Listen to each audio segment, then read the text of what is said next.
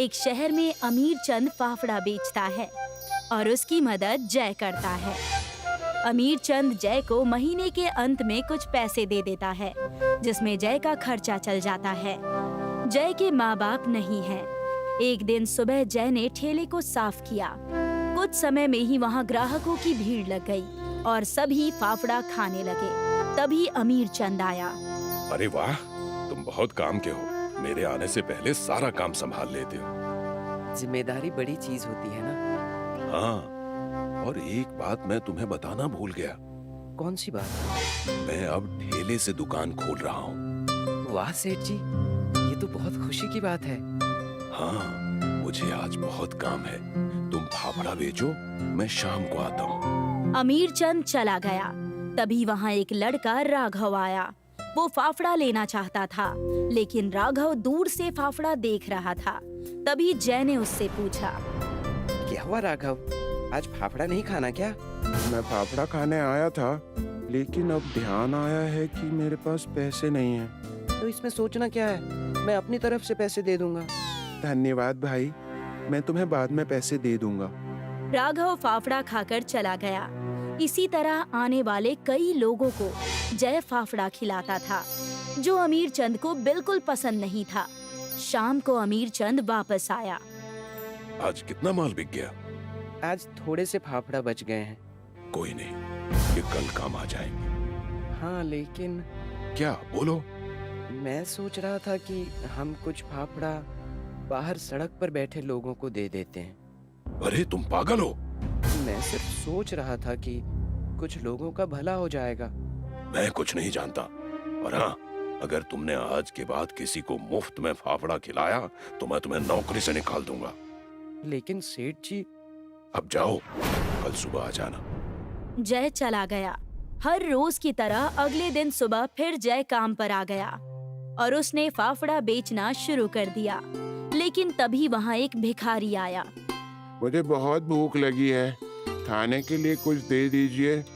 आगे जाओ, यहाँ कुछ नहीं है। मैं कई दिनों से भूखा हूँ मालिक, कुछ तो दे दीजिए। एक बार में बात समझ में नहीं आती क्या? चलो जाओ। सेठ जी, आप इनको मेरी तरफ से फाफड़ा खिला दीजिए। अच्छा ठीक है, तुम इसको फाफड़ा खिलाओ और तुम्हारे बचे हुए पैसे मैं तुम्हें दे रहा हूँ। तुम कल से यहाँ मत आना। अमीर चंद ने जय को नौकरी से निकाल दिया। भिखारी ने फाफड़ा खाया और भिखारी ने जय से कहा, तुमने मेरे लिए अपनी नौकरी गंवा दी। तुमने ऐसा क्यों किया? मुझे इस बात का कोई अफसोस नहीं है, क्योंकि आप भूख की वजह से जान गंवा सकते थे। इसलिए मैंने नौकरी गंवाना ज्यादा आसान समझा। तुम अब क्या करोगे?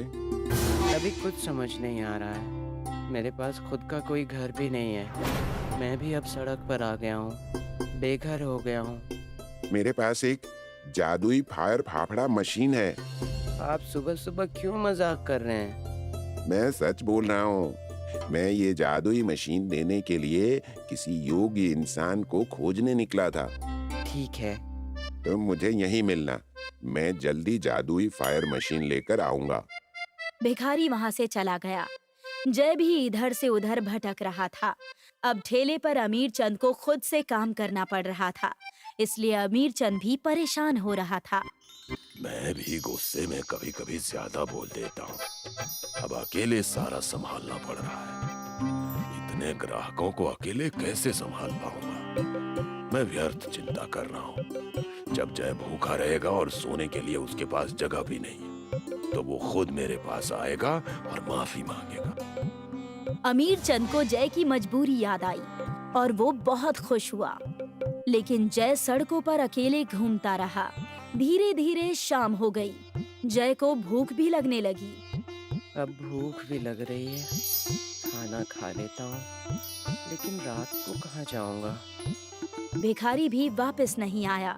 जय के पास कोई और रास्ता नहीं था। इसी स्थिति में रात हो गई। आज सड़क पर सोना पड़ेगा।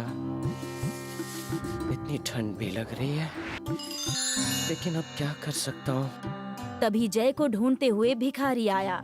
उसके हाथ में एक मशीन थी।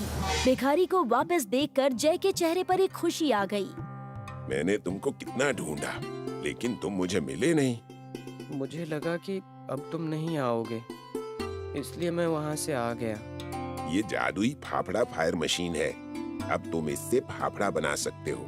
इसका उपयोग कैसे करते हैं? अभी तुम्हारा दोस्त राघव आ रहा है। अच्छा, हाँ, जो सबकी मदद करते हैं, भगवान भी उनकी मदद करते हैं। तब तक राघव भी वहाँ आ गया। राघव एक ठेला और उस पर रखकर कुछ सामान लाया। ये सब क्या लाए हो? तुम बहुत अच्छे फाफड़ा बनाते हो। अब तुम खुद की दुकान खोल सकते हो। क्या सच में? हाँ, और ये मशीन तुम्हारी पूरी सहायता करेगी। भिखारी ने मशीन को चलाकर दिखाया। मशीन में उसने फाफड़ा बनाने का सामान डाला। मशीन से आग आने लगी और तुरंत दूसरी तरफ से फाफड़ा बनकर बाहर निकलने लगे। जय को ये देखकर बहुत हैरानी हुई। ये कैसे हो सकता है? ये जादू है और इसकी फायर से तुम्हें कभी ठंड भी नहीं लगेगी। ये खुद से जितना चाहोगे फाफड़ा बनाकर दे देगी। लेकिन ध्यान रहे कि तुम्हें हमेशा ऐसे ही ईमानदार बनकर काम करना है। ठीक है, मैं इसका उपयोग सभी का पेट भरने के लिए करूँगा। मैं भी तुम्हारे साथ काम करना चाहता हूँ। हाँ, तुम्हारा स्वागत है दोस्त। ठीक है, हम कल से काम शुरू करेंगे। मैं अब जा रहा हूँ। किसी और को भी मेरी मदद की जरूरत हो सकती है। जय और राघव ने भिखारी को धन्यवाद दिया। भिखारी चला गया। अगले दिन से जय और राघव ने फाफड़ा बेचने का काम शुरू कर दिया। शुरू में कोई भी ग्राहक नहीं आ रहे थे। क्या हमारे फाफड़ा बिक जाएंगे? अभी कोई भी हमारे बारे में जानता नहीं है, इसीलिए नहीं आ रहा है। मैं सबको बता कर आता हूँ। राघव ने फाफड़ा का प्रचार किया। सभी गरीब और अमीर लोग जय के ठेले पर आने लगे और उसने एक बड़ी सी दुकान खोल ली। अमीर चंद का ठेला बंद हो गया और वो बहुत गरीब हो गया। एक दिन अमीर चंद भी बहुत भूखा था और उसके पास पैसे नहीं थे। वो जय की दुकान में फाफड़ा खाने आ गया। मेरे पास पैसे नहीं है और मुझे भूख लग रही है। कोई बात नहीं सेठ जी, आप पेट भर कर खाइए। अमीर चंद जय को देखकर हैरान हो गया। हाँ सेठ जी, ये वक्त है और घूम कर आता है। अमीर चंद ने फाफड़ा खाया और अपनी गलती के लिए पछताया। जय और राघव ने अपनी सेवा जारी रखी और धीरे धीरे दोनों बहुत अमीर हो गए।